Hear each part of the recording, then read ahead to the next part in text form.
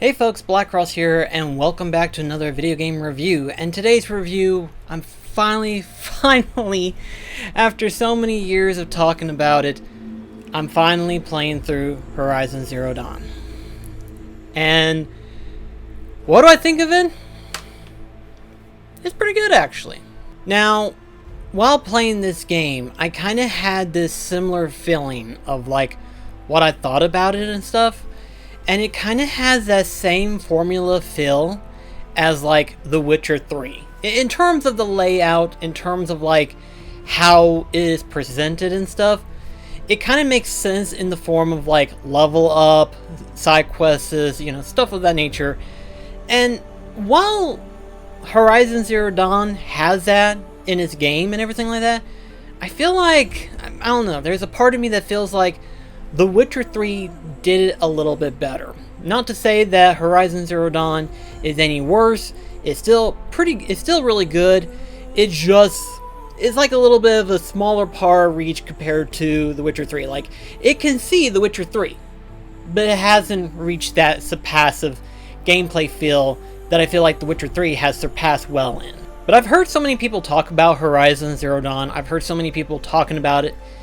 And especially more so considering the release of Forbidden West, a lot of people were like hyped for Forbidden West. And for obvious reason, it looked amazing. It looked so good. And even before Horizon Forbidden West reveal, I looked at gameplay of Zero Dawn, and I kept thinking to myself, I was like, this game actually looks really good. It looks like it plays really well.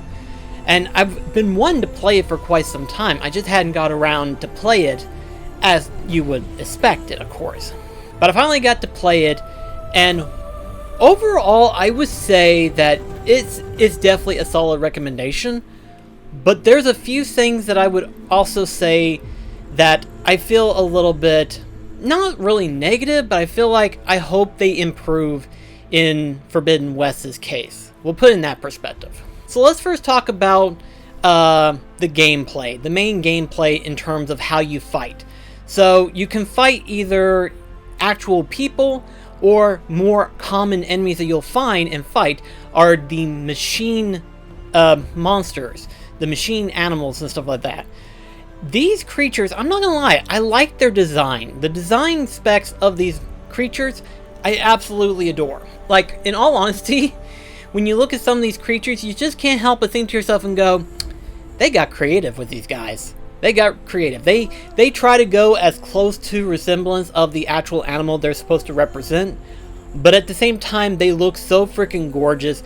You can't help but love how they look, and you hate to kill them, but at the same time, you kind of have to, because if you don't, how else are you going to get materials needed in order to make, like, say, your ammunitions and stuff, in order to continue fighting these giant monstrosities? But while technically the machines are mostly the enemies that you're going to be fighting throughout the entire game, you have two primary weapon types. You have your spear, and then you have either your bows or any form of artillery that you're going to be using in order to fight these creatures. There's really no alternate main melee combat usage. It's mostly artillery usage only. And some of these range from just a normal bow and arrow. Some of them are like slingshot grenade launchers. Some of them are like flamethrowers or ice throwers and stuff like that. Just different range of different weapons types and stuff. All of which are actually really good. But I do have a slight little problem in that area, and that is, I'm mostly a melee guy. I've learned that from experience.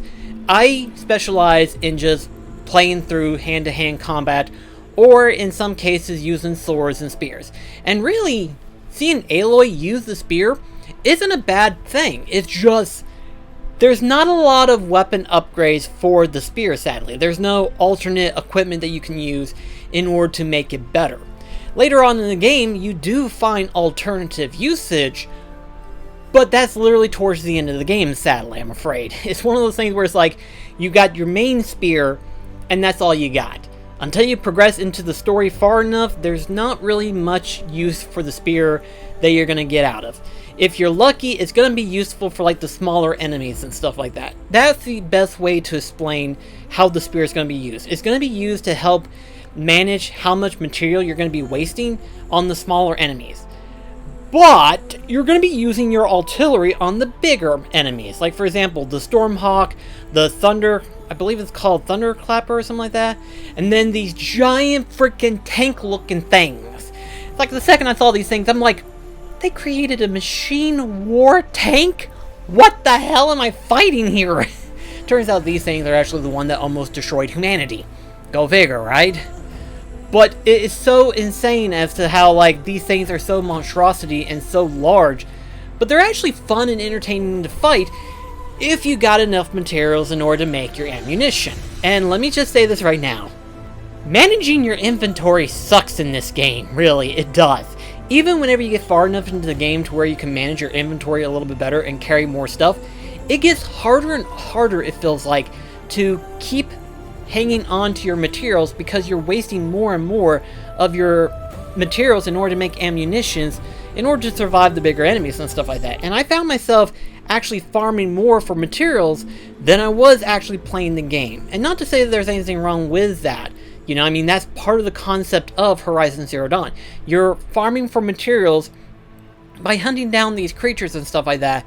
And that makes perfect sense. It does. I get the ideal execution. One would argue and say it's a little bit harder to manage, though, I'm afraid. It's one of those things where it's like, yes, your normal bow and arrows will work just fine, but they're not going to do practically anything against the bigger monsters, which you do encounter more and more as you progress in the game. Like, literally towards, like, halfway through the point, I was encountering more and more of these bigger creature machines, and I'm like, I need to figure something out, because I am running out of materials really fast. Like, really super fast. Like, almost ridiculously stupid fast. I ended up trying to avoid the bigger ones in order to try to tackle on the smaller ones to where I can farm for more materials and stuff.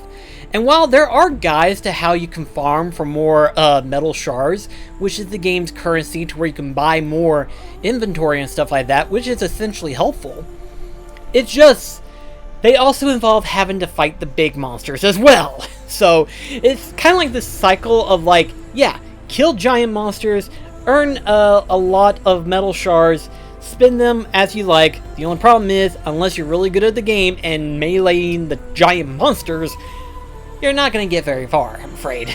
I would also like to say that in terms of being able to use the artillery weapons and stuff like that, I had a hard time trying to, like, remotely aim at it, you know? I've been kind of sucky when it comes down to it. In fact, if you were to look at, like, say, any known FPS or third-person shooter games and stuff like that, the rating in which my accuracy is somewhere within, like, the 60% or lower.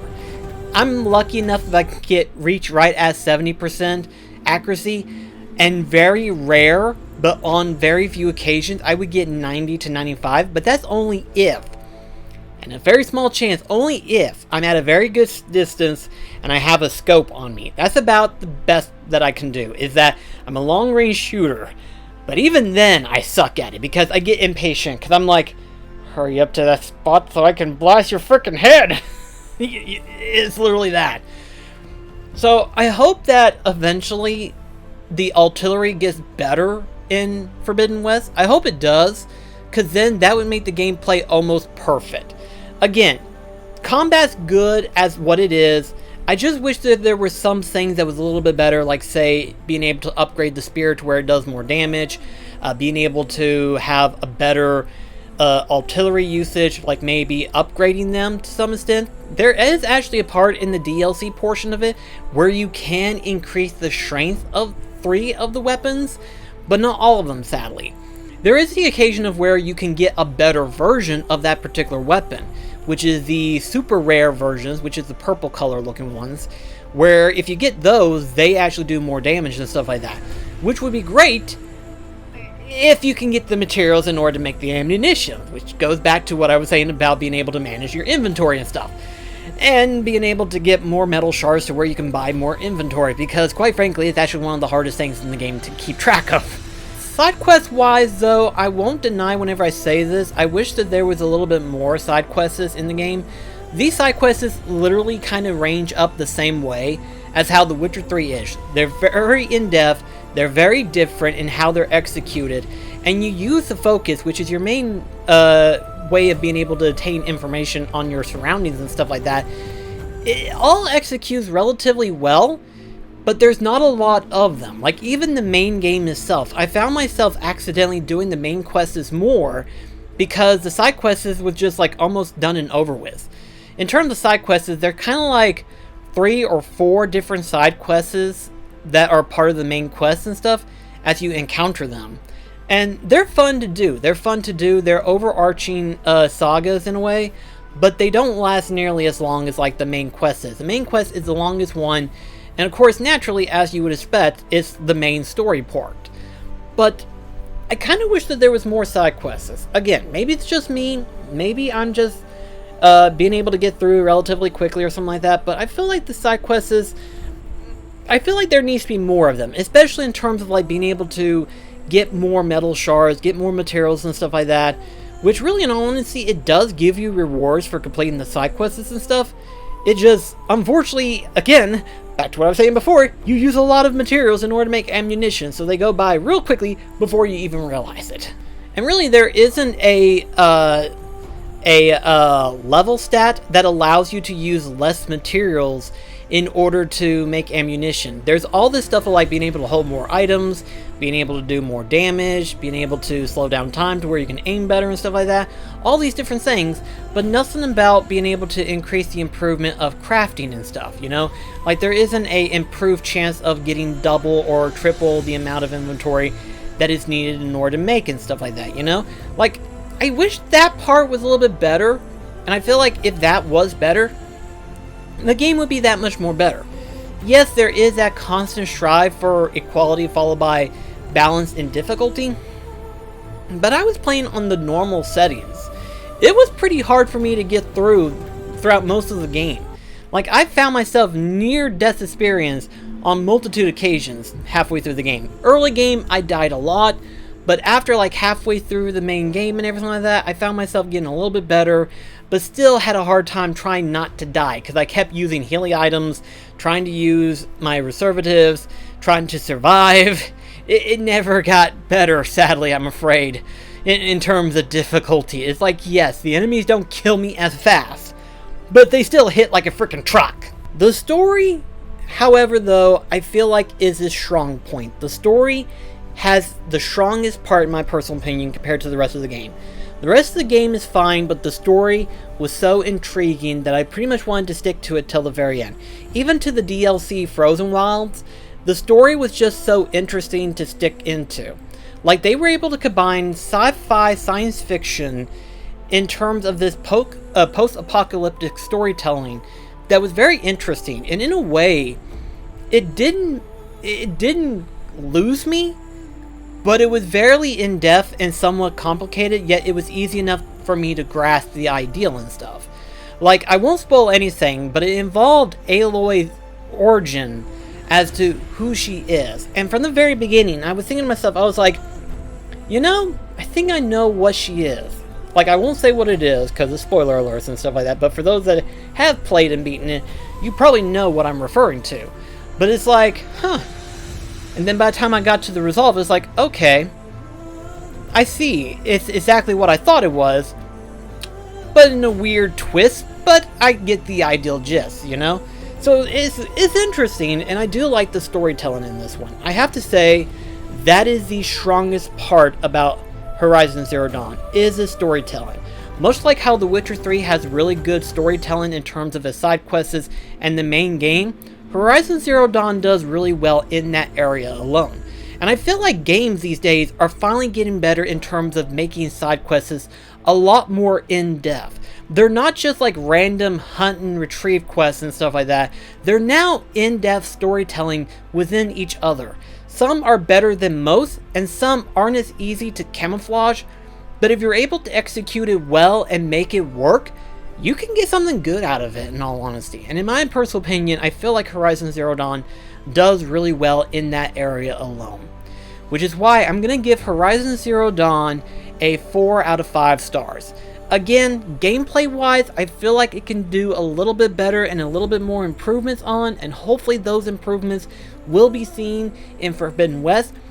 But For what it is in base game, it is still really good, and in my personal opinion, I did enjoy myself for the longest time period. It's just a lot of grinding for materials. But if you can get over that part of the gameplay aesthetics, then I think you'll enjoy Horizon Zero Dawn. In fact, I would actually say you would have a good time playing it, especially if you are like me and you enjoyed it, The Witcher 3, but you want a little bit more of like a hunter's spectrum of things.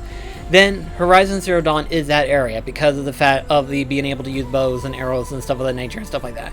So if you like that perspective and you like using more artillery weapons, this is a good game for you. In terms of melee combat, using the spear and stuff, it's not that good. But overall, it's still a really good game in my personal opinion. So anyway guys, thank you so much for watching, and I shall see you in the next video. This is Black Cross signing off. Catch you guys later.